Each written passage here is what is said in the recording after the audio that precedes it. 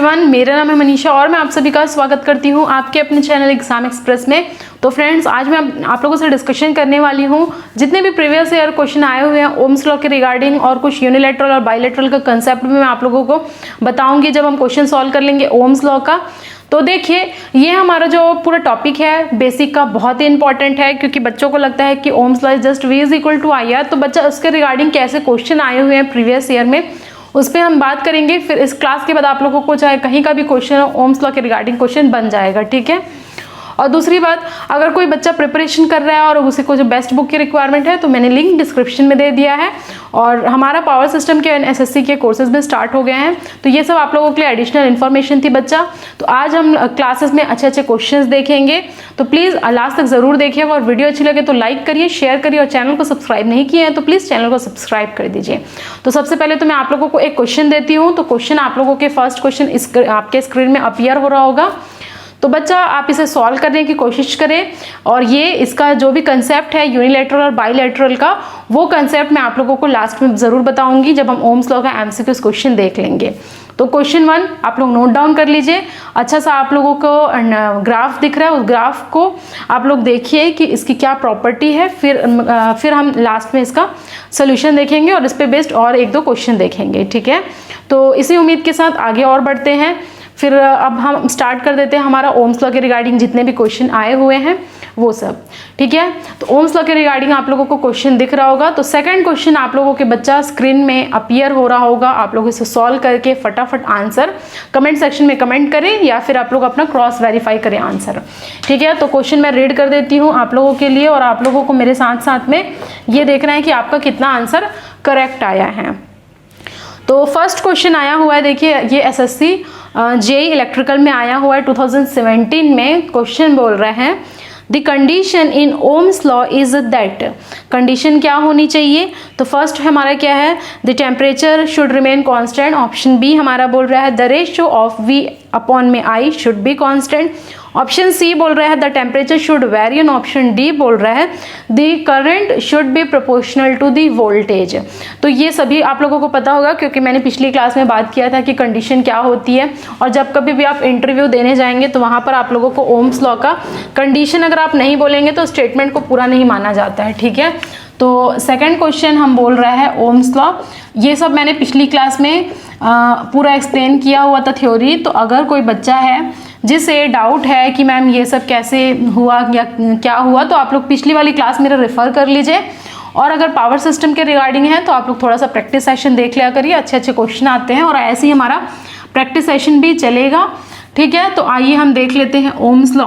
तो इसका डेफिनेशन मैंने बोला हुआ था कि जो वोल्टेज है वो हमारा क्या है, डायरेक्टली प्रोपोर्शनल टू I होता है, और voltage is equal to IR होता है, ठीक है। Voltage is equal to IR होता है। तो voltage is equal to IR, तो R हमारा प्रोपोर्शनलिटी कांस्टेंट होता था, लेकिन इसके लिए हमारा कंडीशन क्या होती थी कि जितने भी फिजिकल कंडीशन है, जितने भी हमारे फिजिकल कंडीशन है, लाइक हमारा टेम्परेचर हो गया, ठीक है, लाइक हमारा टेम्परेचर हो गया, हमारा प्रेशर हो गया, टेम्परेचर हो गया, हमारे प्रेशर्स हो गए, ये हमारे कांस्टेंट होने चाहिए। तो physical condition should always be constant, ठीक है, शुड बी कांस्टेंट, ये होना है। और उसके बाद हम दो चीज़ देखे थे कि हमारा क्या होता है, एक होता है ओमिक कंडक्टर और एक होता है नॉन ओमिक कंडक्टर। लिख लीजिए यहाँ पर ohmic and non ohmic substance या फिर कंपोनेंट, ठीक है, सब्सटेंस या फिर कंपोनेंट, सब्सटेंस या फिर कंपोनेंट। तो वो ये होते हैं जिसमें ओम्स लॉ क्या होता है, एप्लीकेबल होता है, और इसमें हम ओम्स लॉ अप्लाई नहीं कर सकते हैं नॉन ओमिक सब्सटेंस या फिर कंपोनेंट में। मतलब ये है कि जो ओमिक सब्सटेंस है वो क्या है, हमारे लीनियर सब्सटेंस होंगे, और हमारा नॉन ओमिक सब्सटेंस जिसमें ओम्स लॉ एप्लीकेबल नहीं होता है वो हमारे नॉन लीनियर एलिमेंट होंगे। तो ये कुछ एडिशनल जानकारी है इस क्वेश्चन के रिगार्डिंग। तो इसके लिए आपका ऑप्शन ए हो जाएगा correct, when the temperature should remain constant. Temperature हमारा कांस्टेंट होना चाहिए, ठीक है। तो आपका ये हो गया क्वेश्चन खत्म। नेक्स्ट क्वेश्चन आप लोगों के स्क्रीन में दिख रहा होगा ओम्स लॉ के रिगार्डिंग। तो बोल रहा है, देखिए correct form of Ohm's law is, ohms law का करेक्ट फॉर्म क्या है? तो यहाँ पर आप लोगों के बोर्ड के सामने मैंने दो चीज लिखा हुआ है, the voltage is directly proportional to current flowing in the conductor, and second V is equal to I R. ठीक है, V is equal to I R. तो ये हमारा दोनों ही करेक्ट फॉर्म है, कहीं भी आप लोगों को दिखेगा तो ये वाला आपको दोनों करेक्ट होगा। और कई बुक में I is directly proportional to V भी रहता है, तो वो भी करेक्ट होता है। तो इसमें आप लोगों का जो ऑप्शन है, A option I is equal to V R, B जो है हमारा V is directly proportional to I, C option V is equal to I R, and option D both V is proportional to I and V is equal to I R. तो इसके लिए आप लोगों का both वाला correct होगा, D answer correct होगा। ठीक है, तो ये सब इजी क्वेश्चन है, लेकिन मैं ये दिखाना चाहती हूँ कि इतना इजी क्वेश्चन भी आता है और थोड़ा बहुत घुमा के भी आता है, जैसे कि हम नेक्स्ट क्वेश्चन हम अब देखने वाले हैं। ठीक है, तो ये हो गया हमारा। उसके बाद फिर आता है हम आपके सामने नेक्स्ट ओम्स लॉ का क्वेश्चन, और ये अच्छा क्वेश्चन है, ये भी हमारे एसएससी जेईई के पेपर में आए हुआ क्वेश्चन है। क्वेश्चन बोल रहा है, देखिए, Ohm's law is applicable to, Ohm's law is applicable to, option A बोल रहा है देखिए सेमीकंडक्टर्स, ऑप्शन बी बोल रहा है वैक्यूम ट्यूब, ऑप्शन सी बोल रहा है इलेक्ट्रोलाइट, एंड ऑप्शन डी बोल रहा है नन ऑफ दिस। तो इसके लिए ये बोल रहा है कि किसके में एप्लीकेबल होगा। मैंने आप लोगों को जब इसका थ्योरी पूरा डिस्कशन किया था तो वहां पर मैंने ये बताया था कि हमारे Ohm's law non ohmic substances या फिर इसी में लिख लीजिए नॉन लीनियर एलिमेंट के लिए क्या है, एप्लीकेबल नहीं है। ठीक है, एप्लीकेबल नहीं है। अब ये नॉन लीनियर एलिमेंट क्या क्या है अपने, तो बच्चा देखिए वैक्यूम ट्यूब, वैक्यूम ट्यूब में हमारा ओम्स लॉ एप्लीकेबल नहीं है। हमारा सेमीकंडक्टर के लिए नहीं होता है, ठीक है, एप्लीकेबल नहीं होता है। उसके बाद हमारा जितने भी इलेक्ट्रोलाइट्स हैं उसके लिए नहीं होता है। फिर आता है हमारा डायोड्स, फिर आता है हमारा ट्रांजिस्टर। ठीक है, तो ये सारी चीज़ों के लिए एक्सेट्रा इसमें ओम्स लॉ अप्लाई नहीं कर सकते हैं। तो इसमें तीनों ही ऑप्शन में एक सेमीकंडक्टर है, एक वैक्यूम ट्यूब है और इलेक्ट्रोलाइट है, तो एप्लीकेबल बोल रहा है। तो ये तीनों में ही एप्लीकेबल नहीं होगा, मतलब डी आंसर इसका करेक्ट होगा। तो Ohm's law is applicable to none, किसी भी इसमें अप्लाई नहीं कर सकते। ठीक है, तो आंसर करेक्ट आ गया आपका, डी ऑप्शन मैच कर लीजिए प्लीज़। फिर नेक्स्ट क्वेश्चन आप लोगों के स्क्रीन में अपीयर हो रहा होगा, बच्चा बताइए। अब आ रहा है हमारा नेक्स्ट क्वेश्चन, और ये उत्तराखंड एई के पेपर में आया हुआ क्वेश्चन है। तो देखिए कितना सिंपल भी क्वेश्चन आप लोगों को कभी कभी लॉजिकल बना सकता है। तो ये बोल रहा है point form of Ohm's law is represented by the relation. तो ये मैंने आप लोगों को पिछली क्लास में बताया था कि पॉइंट्स लॉ क्या होता है, ओम्स लॉ का पॉइंट फॉर्म। तो ए ऑप्शन दे रहा है J is equal to sigma upon में E, B option J is equal to E upon में sigma B, C option J is equal to sigma E, and D option J is equal to sigma square E. ठीक है, तो इस case में हमारा क्या हो जाएगा, इस केस में हमारा option J is equal to sigma E वाला जो ऑप्शन है पॉइंट फॉर्म, ये हमारा करेक्ट फॉर्म है point form of Ohm's law. J हमारा क्या है, J हमारा है करंट डेंसिटी, सिग्मा हमारा कंडक्टिविटी, ई हमारा इलेक्ट्रिक फील्ड इंटेंसिटी है। तो ये सारी चीज़ें मैं एक्सप्लेन कर चुकी पिछली क्लास में, इसलिए मैं दोबारा एक्सप्लेन नहीं कर रही हूँ इसकी यूनिट वगैरह क्या है। ठीक है, तो आपका ऑप्शन क्या हो जाएगा, आपका ऑप्शन जिसमें है J is equal to sigma is the correct answer. Next बच्चा, नेक्स्ट आप लोगों के क्वेश्चन अपीयर हो रहा होगा स्क्रीन में। तो ये बोल रहा है अकॉर्डिंग टू ओम्स लॉ, तो ये DMRC के पेपर में आया है 2014 में। फर्स्ट बोल रहा है the voltage is constant to current, B option the voltage is proportional to current, C option the voltage is inversely proportional to current, and option D the voltage is proportional to resistance. तो कितना simple है, लेकिन फिर भी आया हुआ है। तो voltage is directly proportional to the current is the right answer, और किस ऑप्शन में है, बी ऑप्शन में है the voltage is proportional to the current. So B answer is the correct one. ठीक है, नेक्स्ट बढ़ते हैं। अब ये बोल रहा है कि कर्व से रिलेटेड बात कर रहा है। तो कर्व से रिलेटेड बात कर रहा है, और ये मैंने पिछली क्लास में आप लोगों को एक्सप्लेन किया हुआ था कर्व कैसे ओम्स लॉ के लिए होता है। तो आइए इस क्वेश्चन को डिस्कस करके हम कर्व बना लेते हैं। क्वेश्चन बोल रहा है SSC JEE 2009 में आया हुआ क्वेश्चन है। The curve representing ohms law is.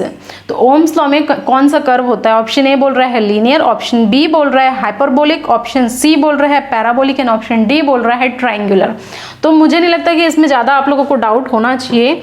क्यों डाउट नहीं होना चाहिए? क्योंकि जैसे मैंने कहा कि ओम्स लॉ ओमिक सब्सटेंस के लिए होता है, और ओमिक सब्सटेंस मतलब हमारा लीनियर सब्सटेंसेस, ठीक है, लीनियर एलिमेंट या लीनियर सब्सटेंस। तो ओम्स लॉ एप्लीकेबल है लीनियर के लिए, और y is equal to M x वाला मैंने आप लोगों को बताया हुआ था ये। तो y is equal to M x का ये इक्वेशन है जहाँ पर हमारा एक straight line passing through origin हमारा होता है, v हो गया, ये हमारा i हो गया, ये हमारा थीटा होता था, और ये हमारा क्या होता था? स्लोप। स्लोप हमारी वैल्यू आती थी r। तो ये हम देखेंगे तो ये जो हमारा ग्राफ है या कर्व है वो कैसा है? लीनियर है। तो ओम्स लॉ हमेशा लीनियर कर्व के लिए ही एप्लीकेबल होता है बच्चों, ठीक है, समझ में आया? तो ऑप्शन ए हमारा राइट हो जाएगा, करेक्ट आंसर हो जाएगा। कहाँ जहाँ भी नॉन लिनियरिटी अगर आप लोगों को दिखे, नॉन लिनियरिटी इवन आप लोगों को मैं ये भी बता दूं कि अगर हमारा ये ऐसा ग्राफ है और यहाँ पर अगर आप लोगों को जीरो बोला है, देखिए यहाँ पर अगर आप लोग को जीरो बोला और कर्व ये ऐसा गया है, तो भी ये हमारा नॉन लीनियर है। तो ये ग्राफ आप लोग अच्छे से समझिए, अगर ऐसा है ऐसा है ऐसा, तो भी ये नॉन लीनियर है, जो कि मैंने पिछली क्लास में आप लोगों से बात किया था, ठीक है, समझ में आया बच्चे? तो अब आपके सामने नेक्स्ट क्वेश्चन अपीयर हो रहा है ओम्स लॉ के रिगार्डिंग। देखिए कितने सारे क्वेश्चन आए हुए हैं, ऐसा लगता है कि कितना सिंपल है। अब आ जाता है Ohm's law is applicable to, option A conductor, option B thermistor, option first हमारा कंडक्टर है, सेकंड हमारा थर्मिस्टर है, थर्ड हमारा एलॉय है एंड फोर्थ हमारा डायोड है, ठीक है। तो फिर ऑप्शन इसके अकॉर्डिंग आप लोगों को डिज़ाइन किया गया है। फिर वही बात आ गई कि थर्मिस्टर, एलॉय, डायोड, ये सब के लिए ओम्स लॉ नहीं होता है। Ohm's law is applicable to the conductors, ठीक है। तो जिस भी ऑप्शन ओनली वन है आपका राइट आंसर होगा। तो ऑप्शन ए में हमारा ओनली वन है और यही हमारा करेक्ट आंसर है कंडक्टर के लिए, क्योंकि डायोड के लिए, क्योंकि हमारे एलॉय और थर्मिस्टर के लिए ओम्स लॉ वैलिड नहीं होता है, ठीक है बच्चे। तो ए ऑप्शन आपका करेक्ट होगा। ओके, समझ में आया? तो ओम्स लॉ के रिगार्डिंग हम एक और क्वेश्चन देख लेते हैं, अच्छे क्वेश्चंस हैं हमारे ये। क्वेश्चन बोल रहा है, नेक्स्ट क्वेश्चन आप लोगों को बोल रहा है कि Ohm's law is followed by, next question देखिए, Ohm's law is followed by, option A है मेटल रेक्टिफायर, ऑप्शन बी है कॉपर इलेक्ट्रोड, ऑप्शन सी है crystal detector and option D है आर्क लैंप। तो आर्क लैंप के लिए भी मैंने बताया था कि ओम्स लॉ एप्लीकेबल नहीं है, रेक्टिफायर के लिए नहीं है, डिटेक्टर के लिए नहीं है, ये हमारा है कॉपर इलेक्ट्रोड के लिए। जैसे कॉपर हमारा एक कंडक्टर, और अभी हमने देखा था कि ओम्स लॉ कंडक्टर के लिए वैलिड होता है, तो आपका ऑप्शन बी इसमें करेक्ट हो जाएगा। बी हमारा क्या है? कॉपर इलेक्ट्रोड के लिए हमारा ओम्स लॉ वैलिड होगा, ठीक है। तो B is the right one. Okay, समझ में आया आप सभी लोगों को? तो प्लीज़ एक बार लाइक कर दीजिए, शेयर कर दीजिए दोस्तों के साथ, और चैनल को सब्सक्राइब नहीं किया तो प्लीज़ चैनल को सब्सक्राइब कर दीजिए। ओके, अब आता है आपके सामने नेक्स्ट ओम्स लॉ का क्वेश्चन। अच्छा क्वेश्चन है, देखिए एक बार रीड करिए क्वेश्चन को और आंसर अपना मैच करिए। Ohms law is true for, ठीक है, ओम्स लॉ किसके लिए ट्रू है बोल रहे हैं? Option A metallic conductor at low temperature, B option metallic conductor at high temperature, C option for electrolyte when current passes through them, and option D for diode when current flows. तो देखिए, अगर मैं simply option eliminate करना चाहूँगी तो option eliminate करेंगे सी और D में। सी में क्या है? इलेक्ट्रोलाइट, और डी में हमारा डायोड है। तो ये दो ऑप्शन तो बिल्कुल रॉन्ग हो गए, तो इस ऑप्शन को लगाना तो पॉसिबल ही नहीं था। फिर आता है हमारा ऑप्शन ए और ऑप्शन बी, तो इन दोनों में से ही आंसर होगा क्योंकि मेटालिक कंडक्टर दोनों में है। अब हमें ये चेक करना है बच्चा कि एट लो टेम्परेचर में होता है या एट हाई टेम्परेचर में होता है, ठीक है। तो ओम्स लॉ हमेशा ट्रू होता है लो टेम्परेचर्स में, metallic conductor at low temperature, क्योंकि जैसे ही हमारा हाई टेम्परेचर होता है या टेम्परेचर हम बढ़ाते जाएंगे तो हमारा रेजिस्टेंस वेरी करता जाएगा, रेजिस्टेंस का जो कर्व है वो हमारा नॉन लीनियर होते जाएगा, फिर हमारा ओम्स लॉ वैलिड नहीं होगा। तो Ohm's law is valid, is true for metallic conductor at low temperature, ठीक है, समझ में आया? तो ये हो गया आप लोगों का क्वेश्चन। और फिर नेक्स्ट अगेन हम लोग देखते हैं ओम्स लॉ के रिगार्डिंग कुछ क्वेश्चंस। तो ये क्वेश्चन आपके स्क्रीन में आ रहा होगा, Which of the following component obeys Ohm's law? Option A resistor, option B ohmic component, option D non-ohmic component, and option D all of the above. तो देखिए ऑल ऑफ द अबव बचा तो होने का chances ही नहीं है, D option. ए में हमारा रेजिस्टर है, बी में हमेशा हमारा ओमिक कंपोनेंट है, सी में हमारा नॉन ओमिक कंपोनेंट है। तो मैंने अभी भी यहाँ पर लिखा हुआ था, ध्यान दीजिए कि ओम्स लॉ ओमिक कंपोनेंट या सब्सटेंस के लिए वैलिड है। ओमिक कंपोनेंट वो होता है जिसमें ओम्स लॉ वैलिड होता है, लीनियरिटी होती है, ठीक है। तो आपका ऑप्शन क्या हो जाएगा, आपका ऑप्शन बी करेक्ट होगा, ओमिक कंपोनेंट। समझ में आया आप सभी लोग को? तो प्लीज आप लोग इसे नोट डाउन कर लीजिए। ओके, फिर आता है आपका next question, an example of non ohmic resistance is. Non ohmic resistance का एग्जाम्पल क्या? ऑप्शन ए बोल रहा है देखिए डायोड, ऑप्शन बी बोल रहा है टंगस्टन वायर, ऑप्शन सी बोल रहा है कार्बन रेजिस्टेंस और ऑप्शन डी बोल रहा है कॉपर वायर। तो बच्चा इसके लिए आंसर हमारा क्या होगा? नॉन ओमिक जो हमारा रेजिस्टेंस रहता है वो डायोड रहता है। डायोड हाईली एक नॉन लीनियर डिवाइस है। Option A is the right one. Next question sorry, Ohm's law is not applicable to which of the following option. Ohm's law किस के लिए वैलिड नहीं है बोल रहा है, ठीक है। ऑप्शन ए बोल रहा है हमारा डीसी सर्किट, ऑप्शन बी बोल रहा है हाई करंट, ऑप्शन सी बोल रहा है स्मॉल रेजिस्टर और ऑप्शन डी बोल रहा है सेमीकंडक्टर। तो आपको अभी मैंने बताया था कि ओम्स लॉ सेमीकंडक्टर के लिए हम लोगों को नहीं अप्लाई किया जा सकता। तो हमारा Ohm's law is not applicable to the semiconductor. इसके लिए आपका ऑप्शन डी हो जाएगा राइट वन, ठीक है। डी हो जाएगा आपका राइट वन। तो ये आप लोगों का क्या हो गया? ये आप लोगों का ओम्स लॉ के रिगार्डिंग क्वेश्चन हो गया। और अगर हम न्यूमेरिकल देखेंगे तो आप लोगों को कहीं ना कहीं वी दिया रहेगा, आई दिया रहेगा, आर निकालने बोलेगा, या फिर किसी ना किसी क्वेश्चन में वी दिया रहेगा, आर दिया रहेगा, आई दिया रहेगा। तो वो इजी सा क्वेश्चन है, एक क्लासेस मैंने वो भी करवाया हुआ था आप लोगों को। लेकिन आप लोगों को ये थ्योरी वाला जो क्वेश्चन आता है वो थोड़ा सा ट्रिकी होता है। तो इस क्वेश्चन को मैंने इसलिए चूज किया आप लोगों के लिए, ताकि आप लोगों को कहीं भी ये क्वेश्चन आए तो आप लोग इजीली इसे सॉल्व कर पाएं, ठीक है। समझ में आया आप सभी लोगों को? तो अब आ जाते हैं हमारे जो मैंने फर्स्ट आप लोगों को क्वेश्चन दिया हुआ था, फिर से आपके स्क्रीन में अपीयर हो रहा होगा और मैं यहाँ पर आप लोगों को बताऊंगी कुछ कंसेप्ट, जिसमें हम देख लेंगे यूनिलैटरल क्या होता है, बाइलैटरल क्या होता है, लीनियर नॉन लीनियर तो मैंने बताया ही हुआ था। तो कुछ क्वेश्चन आए हुए हैं, अच्छे क्वेश्चन है। अब हम सॉल्व करते हैं। सबसे पहले तो हमें ये समझना पड़ेगा कि यूनिलैटरल क्या होता है और बाइलैटरल क्या होता है, ठीक है। यूनिलैटरल क्या होता है, बाइलैटरल क्या होता है। तो देखिए यूनिलैटरल का मतलब और बाइलैटरल का मतलब बहुत ही सिंपल होता है। बाइलैटरल का डेफिनेशन अगर मैं बोलूं तो बच्चा बाइलैटरल का डेफिनेशन लिखिए, फिर मैं आप लोगों को एक्सप्लेन करती हूँ। देखिए फर्स्ट हमारा होता है बाइलैटरल। बाइलैटरल एलिमेंट या फिर बाइलैटरल हमारा सर्किट वगैरह क्या होता है। Bilateral this are those whose properties remains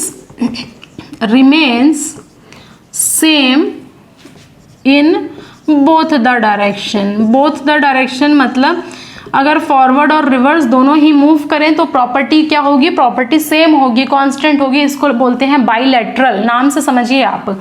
अब मैम आप नहीं समझ में आए, एग्जाम्पल के थ्रू समझाते हैं तब समझ में आ जाएगा आपको। तो अगर हम वी आई कैरेक्टरिस्टिक्स लेंगे तो ये प्लस वी आई हो गया, प्लस वी हो गया, प्लस आई हो गया। अगर डाउनवर्ड डायरेक्शन में माइनस भी और इधर जाएंगे तो माइनस आई हो जाएगा, ठीक है। तो अगर मैं ऐसा कुछ ग्राफ ड्रॉ करूं, ये एग्जैक्टली ओरिजिन से पास होगा, एग्जैक्टली ओरिजिन से पास होगा ये। तो आप मुझे ये बताइए कि ये यूनिलैटरल है या बाइलैटरल है, ये यूनिलैटरल है या बाइलैटरल है। तो मैं कहूँगी मैम इसमें अगर मुझे इसका स्लोप निकालना पड़ा तो स्लोप हमारा हो जाएगा, देखिए पॉजिटिव v अपॉन में positive i plus equal to ये हो जाएगा r रेजिस्टेंस प्लस r। अगर इसमें स्लोप निकालना पड़ा तो स्लोप में हमारा क्या होता है, ये y बाई एक्स होता है, तो माइनस वी अपॉन में माइनस आई कैंसल आउट हो जाएगा, माइनस माइनस, तो अगेन v इज अपॉन में i is equal two plus r ही तो होगा। तो इसका मतलब ये क्या है, ये जो हमारा ग्राफ है ये हमारा बाइलैटरल को शो करता है, ठीक है, बाइलैटरल को शो करता है। ऊपर से ये हमारा लीनियर भी है, लीनियर इसलिए है कि straight line passing through the origin, तो हम इसे कहेंगे बाइलैटरल लीनियर एलिमेंट है हमारा। ये समझ में आया आप सभी लोगों को। नेक्स्ट अगर मैं देखूं मान लीजिए हमारा ये रहता और हमारा ये रहता, तो ये हमारा VI कैरेक्टरिस्टिक्स है। तो यहाँ पर अगर हम देखेंगे तो प्लस आर आएगा, लेकिन यहाँ पर V अपॉन में माइनस आई है तो माइनस आर आ जाएगा, यानी कि बोथ द डायरेक्शन में हमारा क्या है, प्रॉपर्टी सेम नहीं है, चेंज हो जा रहा है, और इस चेंज को हम कहते हैं यूनिलैटरल। ठीक है, यूनिलैटरल प्लस ये हमारा नॉन लीनियर है। नॉन लीनियर इसलिए है क्योंकि हमारे लीनियरिटी नहीं है, ये हमारे नॉन लीनियर ग्राफ होता है। ठीक है, तो ये हमारा यूनिलैटरल है। अब अगर मैं यूनिलैटरल का डेफिनेशन बोलूंगी तो यूनिलैटरल का डेफिनेशन क्या हो जाएगा, this are the those element whose property changes with change in direction. Direction के साथ साथ में हमारा प्रॉपर्टी भी चेंज हो जाती है। तो सेकंड यहां पर लिख लीजिए यूनिलैटरल। यूनिलैटरल, ठीक है, यूनिलैटरल मतलब properties changes with change in direction. ठीक है, डायरेक्शन जैसे ही हम चेंज करेंगे with properties change with direction. ठीक है, ये अगर मैं देखूँ डायोड बोलती हूँ, देखिए तो डायोड हमारा यूनिलैटरल होगा, क्योंकि अगर हम दोनों ही डायरेक्शन में देखेंगे डायोड के तो दोनों ही डायरेक्शन में रेक्टिफिकेशन पॉसिबल नहीं है। सिर्फ पॉजिटिव डायरेक्शन में हमारा डायोड रेक्टिफाई कर पाता है, रेक्टिफिकेशन कर पाता है, इसीलिए हमारा डायोड क्या है, डायोड हमारा एक यूनिलैटरल डिवाइस है। ठीक है, और नॉन लीनियर डिवाइस है। तो ये समझ में आया आप लोगों को। तो बायलैटरल का मतलब ये होता है कि whose property remain same in both the direction, जैसे कि ये हो गया। अब कुछ और एग्जांपल दे लेती हूँ, तो ये मैं रब कर दे रही हूँ आप लोगों को के लिए, नोट कर लीजिए प्लीज एक एक चीज जो मैं आपको एक्सप्लेन कर रही हूँ। अब अगर मैं देखूं कुछ और एग्जांपल को थ्रू आपको मैं समझाना चाहूँ, तो अगर मान लीजिए ये ग्राफ कुछ ऐसा रहता, ये एक्चुअली बिल्कुल आप मिड से ड्रॉ करिए, ये हमारा अगर ऐसा ग्राफ रहता, ये बिल्कुल स्ट्रेट लाइन है पासिंग थ्रू ओरिजिन है। ठीक है, तो ये हमारा VI है, ये हमारा -V, ये हमारा -I। तो इसके लिए अगर मैं स्लोप निकालूं, देखिए तो हमारा स्लोप क्या था, नेगेटिव आ रहा था -R। इसके लिए भी अगर मैं स्लोप निकाल लूं तो हमारा क्या आएगा, यहाँ नेगेटिव और एक पॉजिटिव है तो ओवरऑल नेगेटिव ही आएगा। तो अगर मैं दोनों ही डायरेक्शन में बात करूं तो ये भी नेगेटिव है, ये भी नेगेटिव है, तो आखिर तो जो हमारी प्रॉपर्टी है वो तो सेम ही हो रही है दोनों डायरेक्शन में, तो हम इसे कहेंगे नॉन बाइलैटरल एलिमेंट है ये। अब अगर हम इसका एग्जाम्पल देखें, अगर मान लीजिए ये कुछ यहाँ से आकर के यहाँ होता तो ये हमारा क्या होता, ये हमारा यूनिलैटरल होता। क्यों यूनिलैटरल होता, क्योंकि यहाँ तो है 0 लेकिन यहाँ है +R। ठीक है, तो ये हमारा हो जाएगा यूनिलैटरल और ये हमारा हो जाएगा नॉन लीनियर। तो ये सब बातें समझ में आई।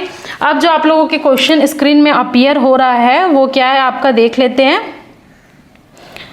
क्वेश्चन आप लोगों के स्क्रीन में जो अपीयर हो रहा है वो है कुछ इस तरीके का, जो अभी अभी मैंने आप लोगों को बताया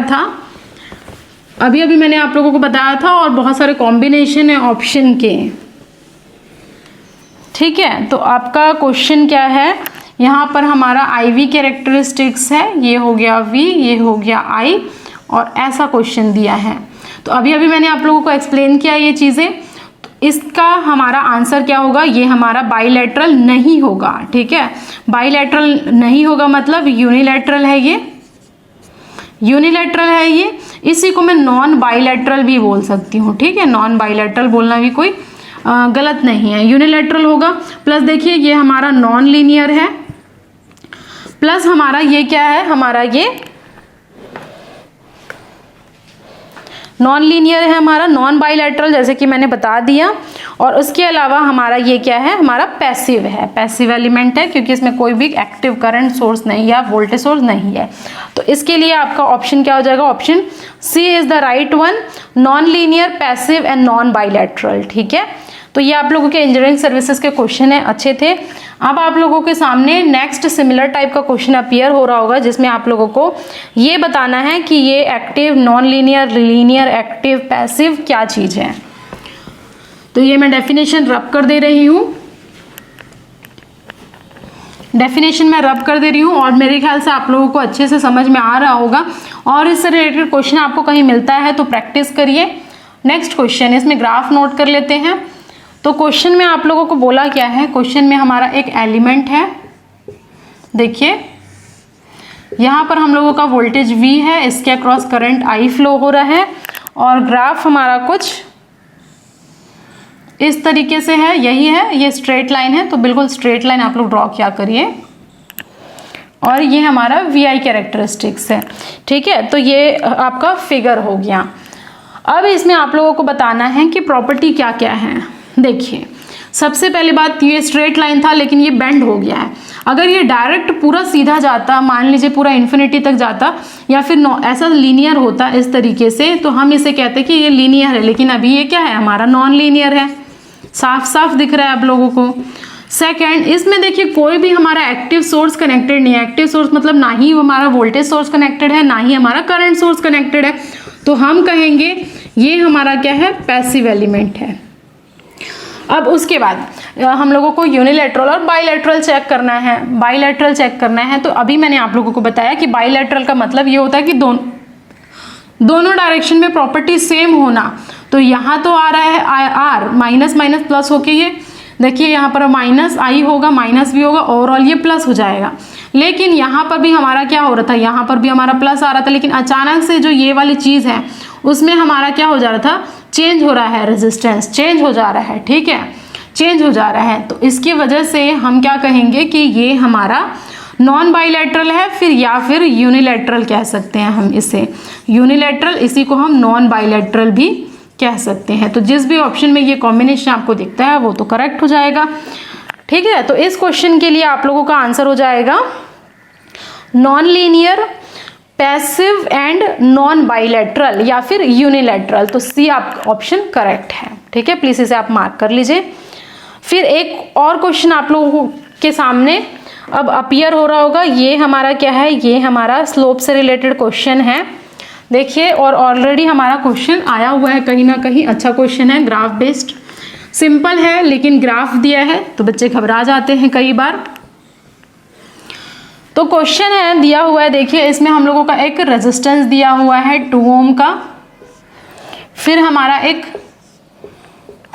एक ये दिया हुआ है, उसके बाद आप लोगों को एक सोर्स दिया हुआ है जो कि 5 वोल्ट का है, और फिर हमारा ये सर्किट दिया है इस तरीके से, 2 ओम करंट आई दे रहा है और ये हमारा प्लस दे रहा है, प्लस वी दे रहा है, ठीक है। तो इसमें हमारा जो टर्मिनल वीआई कैरेक्टरिस्टिक्स बोल रहा है कि वो क्या होगा, आपके सामने बहुत सारे ऑप्शन दिए गए हैं जिसमें स्लोप दिया है, किसी में 1/2 दिया है, किसी में 2 दिया है, किसी में 2 दिया है। नेगेटिव डायरेक्शन में तो एग्जैक्टली हमारा प्लॉटिंग पूछ रहा है कि बताइए प्लॉटिंग कैसे किया जाता है। अब यहाँ पर कुछ नहीं है, यहाँ पर हम एक इक्वेशन लिखने वाले, देखिए कुछ नहीं दिया मतलब प्लस माइनस वी मान लीजिए। तो जिस डायरेक्शन में मूव करते हैं, अगर माइनस दिया है तो माइनस लिख लेंगे, और अगर प्लस दिया रहता तो प्लस कर लेते। तो minus V plus 2 ohm into current I Ohm's law के अकॉर्डिंग, प्लस 5 पॉजिटिव दिया है तो पॉजिटिव लिख लीजिए। यहाँ से आप लोगों को वी का इक्वेशन क्या हो जाएगा, देखिए 2i प्लस 5 हो जाएगा, ये इक्वेशन है, ये इक्वेशन है। y is equal to M X plus C, हम हमेशा से पढ़ते आ रहे हैं, स्ट्रेट लाइन का इक्वेशन है जिसमें हमारा ये m जो है वो होता है स्लोप और हमारा c जो है वो होता है इंटरसेप्ट। क्या होता है, इंटरसेप्ट। और इसका हमारा इक्वेशन लाइन ग्राफ कैसा बनता था, ऐसा बनता था, ये हमारा y एक्सिस, ये हमारा x एक्सिस, ये हमारा स्लोप m, और इतना जो होता है वो इंटरसेप्ट c होता है। यही होता है जहाँ तक आपने पढ़ा होगा। तो इसमें भी ये हमारा y है, ये हमारा m है, ये हमारा है इंटरसेप्ट c। तो ग्राफ हम प्लॉट कर लेते हैं बच्चे। तो ये हमारा IV ग्राफ है, ऐसे कुछ इसका कर्व होगा जिसका स्लोप क्या होगा, स्लोप हो जाएगा 2 और इतनी वैल्यू इंटरसेप्ट की 5 हो जाएगी। और ये 5 क्या है हमारा, ये 5 हमारा इंटरसेप्ट है और ये हमारा एक एक्टिव सोर्स है। तो इसमें हम बोलेंगे कि ये एक एक्टिव हमारा सर्किट है, ठीक है, एक्टिव हमारा ये सर्किट है। समझ में आया। और अगर लीनियरिटी की बात करती तो नॉन लीनियर है और ये हमारा यूनिलैटरल है। तो इसके रिगार्डिंग भी डिस्कशन कर देते हैं। यूनिलैटरल होता है ये और ये हमारा नॉन लीनियर होता है। तो ये 3-4 चीज़ें मैंने आप लोगों को बताया है, ठीक है, तो इसे प्लीज़ आप लोग नोट डाउन कर लीजिए। और एक अंत में मैं आप लोगों को क्वेश्चन और बताती हूँ। ठीक है, लास्ट में एक क्वेश्चन मैं आप लोगों को बताती हूँ। तो इसमें आप लोगों को क्वेश्चन आया हुआ क्वेश्चन है इंजीनियरिंग सर्विसेज का और इसके रिगार्डिंग नोट्स, ब्रांच और लूप के पिछली क्लास में मैंने डिस्कशन किया था। क्वेश्चन आप लोगों के स्क्रीन में अपीयर हो रहा होगा। ये बोल रहा है in an electric circuit the number of independent meshes is m। Option A दिया हुआ है 2b-n+1, option B b-n+1, option C 2b-n+-1, option D b-n-1, where b is the number of branches and n is the number of nodes। तो ये आप लोगों को पता है, मैंने पिछली क्लास में डिस्कशन किया था कि जो नंबर ऑफ इंडिपेंडेंट लूप होते हैं या फिर मैश होते हैं वो होते हैं b-n+1। तो इसके लिए आपका ऑप्शन बी करेक्ट होगा। ब्रांच माइनस नोड +1 करेंगे तब हमारा आएगा इंडिपेंडेंट लूप और मैशेस। तो प्लीज़ इसे आप लोग मार्क कर लीजिए। ठीक है, तो ये हमारा पूरा क्वेश्चन। और आप लोगों को मैं लास्ट में, जैसे कि मैंने कहा था, आप लोगों को होमवर्क दिया जाएगा। तो क्वेश्चन आप लोगों को होमवर्क वाला स्क्रीन में अपीयर हो रहा होगा।